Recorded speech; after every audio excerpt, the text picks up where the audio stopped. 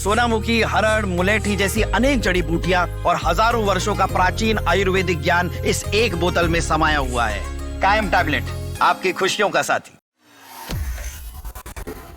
बांग्लादेश में नई सरकार का गठन हो गया है और अब नए प्रधानमंत्री बने हैं तारिक रहमान। लेकिन इस गठन के साथ ही कैबिनेट में नए चेहरों को शामिल किया और यही वजह है कि अब बांग्लादेश में नया विवाद खड़ा हो गया है। कैबिनेट के कुछ चेहरों को लेकर आपस में ही रार छिड़ती हुई नजर आ रही है। इसमें सबसे अहम जो नाम सामने आ रहा है वो है डॉक्टर खलीलुर रहमान का।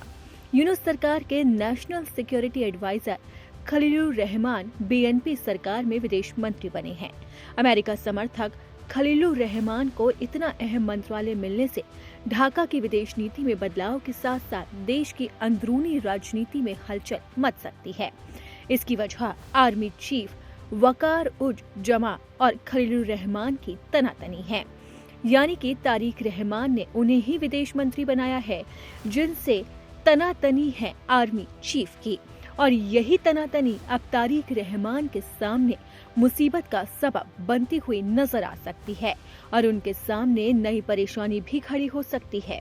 एक न्यूज रिपोर्ट के मुताबिक मोहम्मद यूनुस के अंतरिम शासन के दौरान एनएस से खलीलुर रहमान काफी प्रभावित थे। उनको यूनुस प्रशासन में अमेरिका के प्रतिनिधि के तौर पर देखा जाता रहा।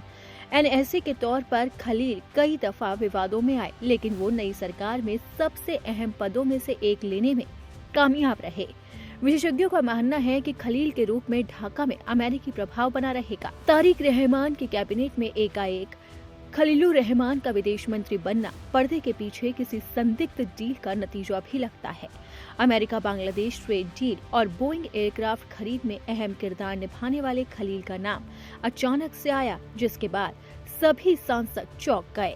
यहाँ तक कि खुद आर्मी चीफ भी भौचक्का रह गए। उन्हें कुछ समझ नहीं आया, लेकिन अब यही विरोध का सबब बनता हुआ नजर आ सकता है। खलील को विदेश मंत्री का पद मिलने से ढाका के सियासी गलियारे और बीएनपी में कई तरह की चर्चाएं तेज हो गई है।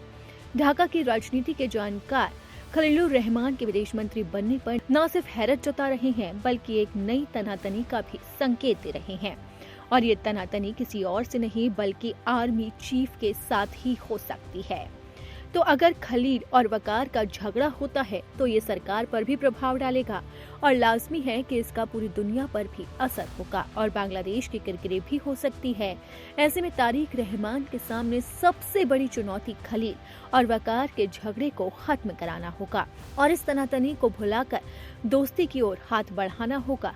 लेकिन अब देखना होगा कि तारिक रहमान इस झगड़े को कैसे सुलझाते हैं। आपको बता दें कि इस झगड़े की नींव पड़ी थी साल 2025 में खलील के म्यांमार के लिए रखाइन ह्यूमैनिटेरियन कॉरिडोर बनाने की कोशिशों के बाद इन दोनों के बीच में तनातनी देखने को मिली थी। लेकिन अब तारिक रहमान इसे कैसे सुलझाते हैं ये देखना दिलचस्प होगा।